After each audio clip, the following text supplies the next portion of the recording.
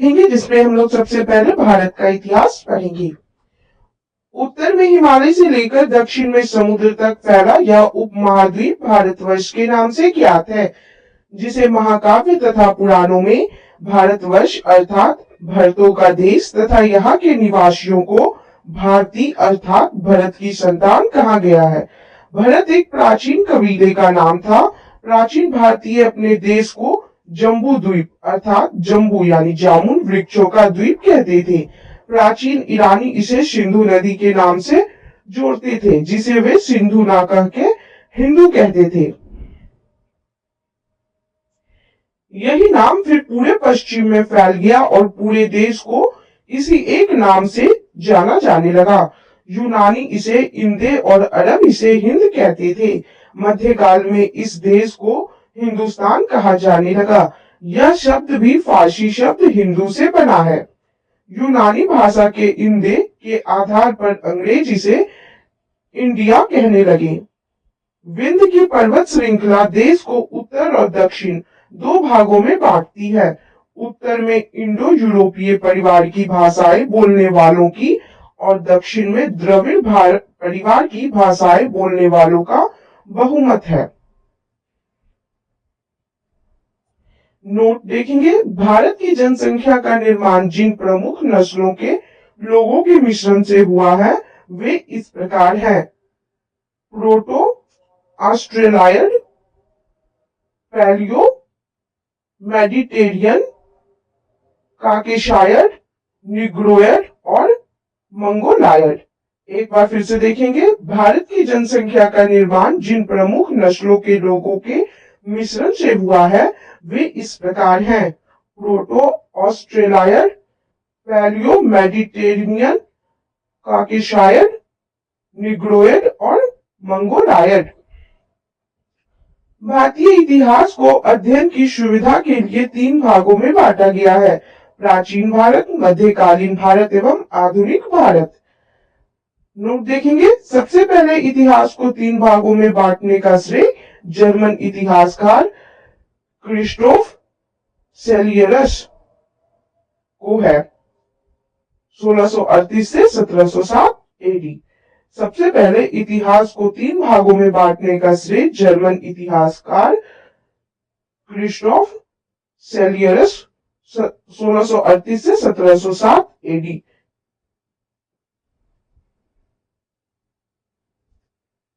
चलिए प्राचीन भारत देखेंगे। प्राचीन भारत इतिहास के स्रोत। प्राचीन भारतीय इतिहास के विषय में जानकारी मुख्यतः चार स्रोतों से प्राप्त होती है। पहला धर्म ग्रंथ, दूसरा ऐतिहासिक ग्रंथ, तीसरा विदेशियों का विवरण व चौथा पुरातत्व संबंधी साक्ष्य।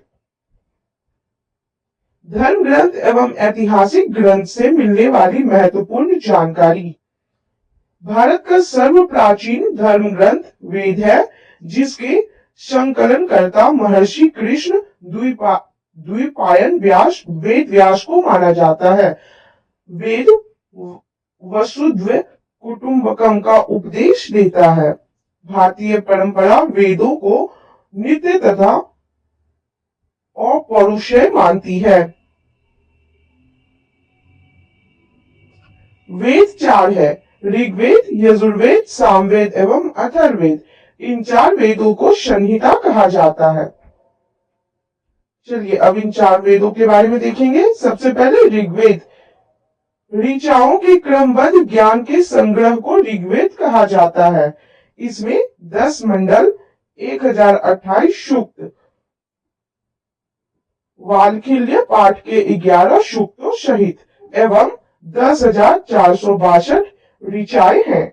इस वेद के ऋचाओं के पढ़ने वाले ऋषि को हांत्री कहते हैं। इस वेद से आर्य के राजनीतिक प्रणाली, इतिहास एवं ईश्वर की महिमा के बारे में जानकारी मिलती है। विश्वामित्र द्वारा रचित ऋग्वेद के तीसरे मंडल में सूर्य देवता सावित्री को समर्पित प्रसिद्ध गायत्री मंत्र है। इसके 9वें मंडल में देवता सोम का उल्लेख है। इसके 8वें मंडल की हस्तलिखित ऋचाओं को खिल कहा जाता है।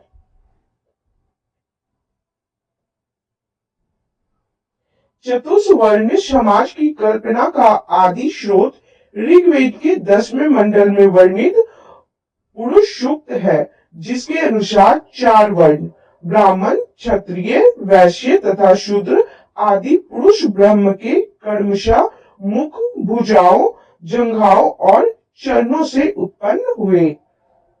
नोट देखेंगे, धर्म सूत्र 4 प्रमुख जातियों की स्थितियों, व्यवसायों, दायित्वों, कर्तव्यों तथा विशेषाधिकारों को में स्पष्ट विभेद करता है। एक बार फिर से देखेंगे, धर्म सूत्र 4 प्रमुख जातियों की स्थितियों, व्यवसायों, दायित्वों, कर्तव्यों तथा विशेषाधिकारों में स्पष्ट विभेद करता है।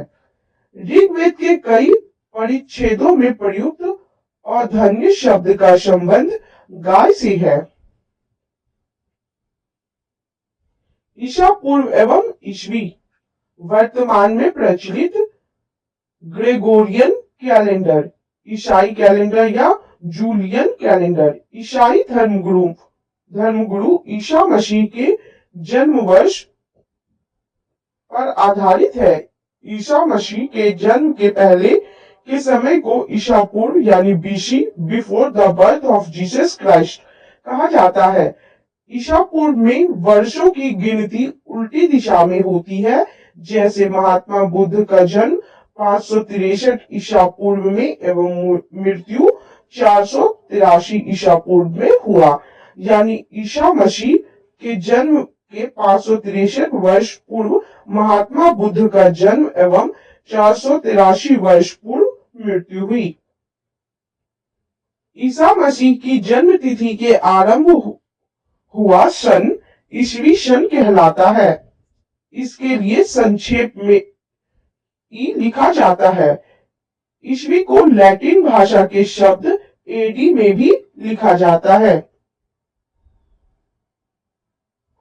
एडी यानी अनो डोमिनी, जिसका शाब्दिक अर्थ है in the year of Lord Jesus Christ.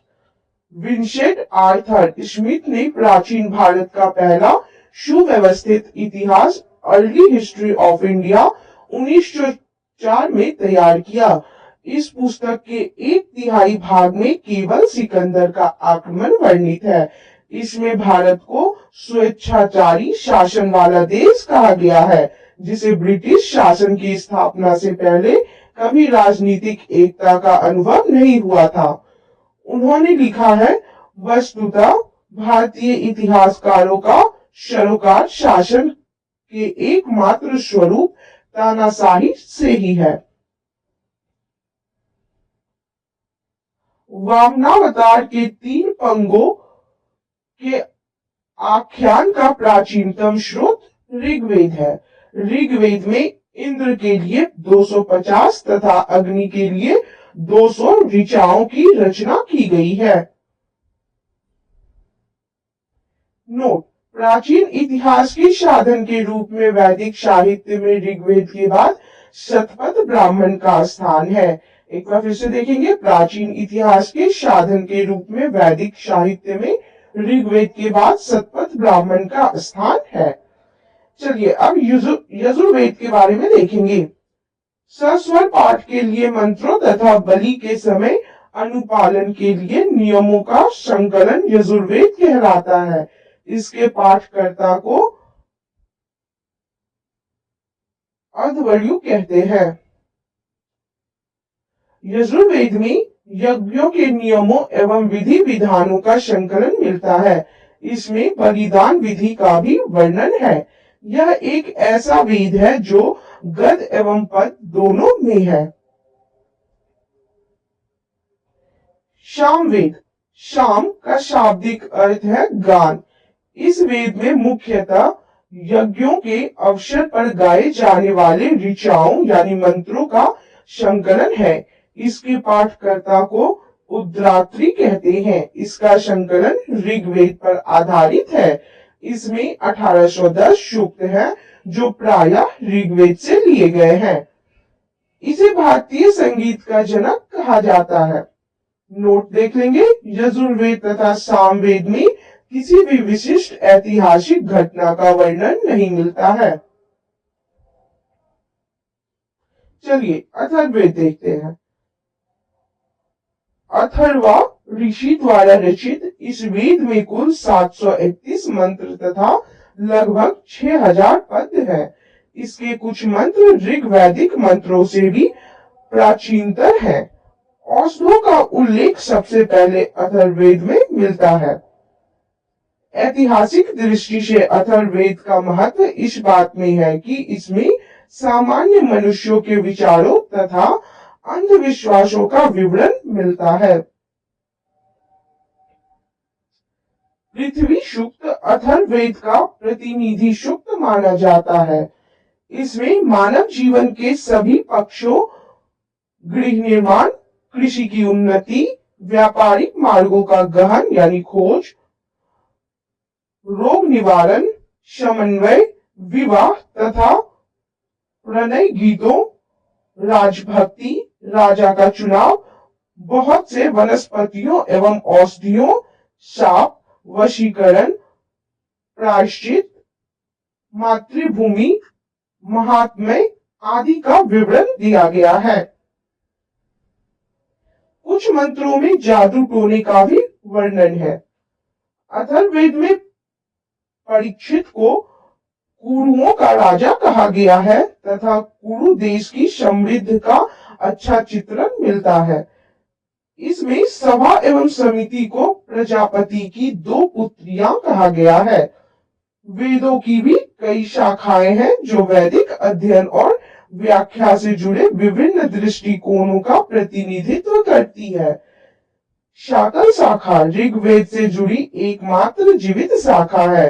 Yajurveda को शुक्ल यजुर्वेद और कृष्ण यजुर्वेद 2 शाखाओं में बांटा गया है।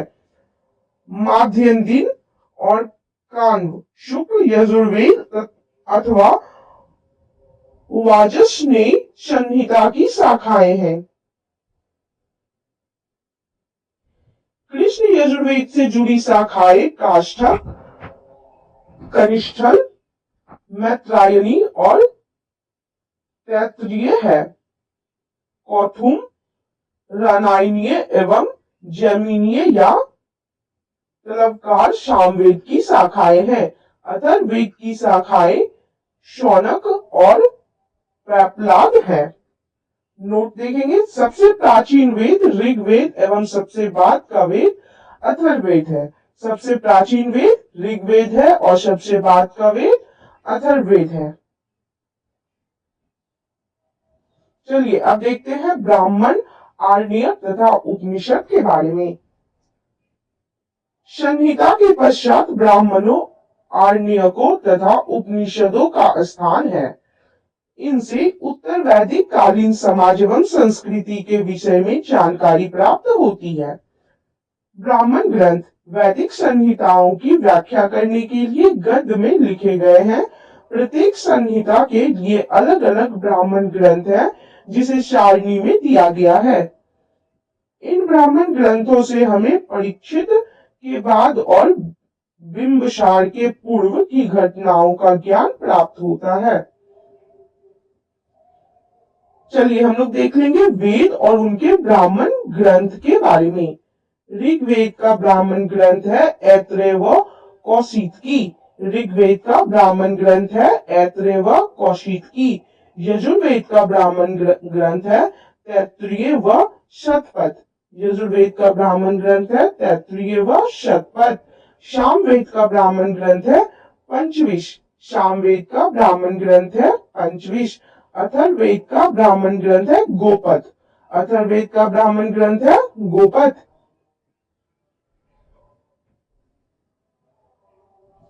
ऐत्रेय में राजाभिषेक के नियम एवं कुछ प्राचीन राजाओं के नाम दिए गए हैं। शतपथ में गंधार, शल्य, कैकई, कुरु, पंचाल, कौशल, विदेह आदि राजाओं का उल्लेख मिलता है। वैदिक साहित्य में ऋग्वेद के बाद शतपथ ब्राह्मण का स्थान है। आरण्यक में यज्ञ से जुड़े कर्मकांडों की दार्शनिक और प्रतीकात्मक अभिव्यक्ति है। उपनिषदों की संख्या 108 है, जिनमें 13 को मूलभूत उपनिषदों की श्रेणी में रखा गया है। इसमें यज्ञ से जुड़े दार्शनिक विचार, शरीर, ब्रह्मांड, आत्मा तथा ब्रह्म की व्याख्या की गई है। स्त्री की सर्वाधिक गिरी हुई स्थिति मैत्रेयनी संहिता से प्राप्त होती है, जिसमें जुआ और शराब की भांति स्त्री को पुरुष का तीसरा मुख्य दोष बताया गया है। शतपथ ब्राह्मण में स्त्री को पुरुष की अर्धांगिनी कहा गया है। जाबालोपनिषद में चारों आश्रमों का उल्लेख मिलता है। स्मृति ग्रंथों में सबसे प्राचीन एवं प्रामाणिक मनुस्मृति मानी जाती है। यह शुंग काल का मानक ग्रंथ है। नारद स्मृति गुप्त युग के विषय में जानकारी प्रदान करता है।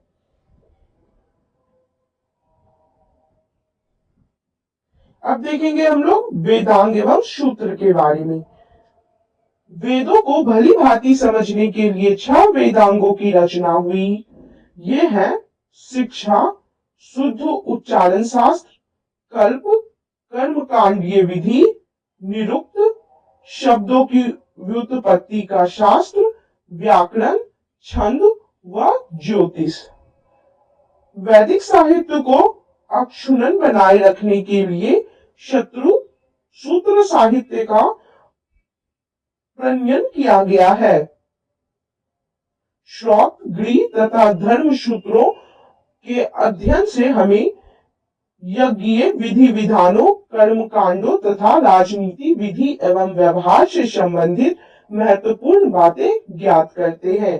प्रमुख सूत्रकारों में गौतम, बौधायन, आपस्तंभ, वशिष्ठ आदि के नाम विशेष रूप से उल्लेखनीय हैं। सूत्रों में गौतम धर्म सूत्र सबसे प्राचीन माना गया है। चलिए पुराण के बारे में देखते हैं। भारतीय ऐतिहासिक कथाओं का सबसे अच्छा क्रमबद्ध विवरण पुराणों में मिलता है। इसके रचयिता लोमहर्ष अथवा इनके पुत्र उग्रश्रवा माने जाते हैं। इनकी संख्या 18 है, जिनमें से केवल 5 मत्स्य, वायु, विष्णु, ब्राह्मण एवं भागवत में ही राजाओं की वंशावली पाई जाती है। पुराण और उनसे संबंधित वंश देख लेंगे। विष्णु पुराण मौर्य वंश से संबंधित है। विष्णु पुराण मौर्य वंश। मत्स्य पुराण आंध्र सातवाहन, मत्स्य पुराण आंध्र सातवाहन वंश। वायु पुराण गुप्त वंश से संबंधित है। वायु पुराण गुप्त वंश। नोट देखेंगे, पुराणों में मत्स्य पुराण सबसे प्राचीन एवं प्रामाणिक है। पुराणों में मत्स्य पुराण सबसे प्राचीन एवं प्रामाणिक है।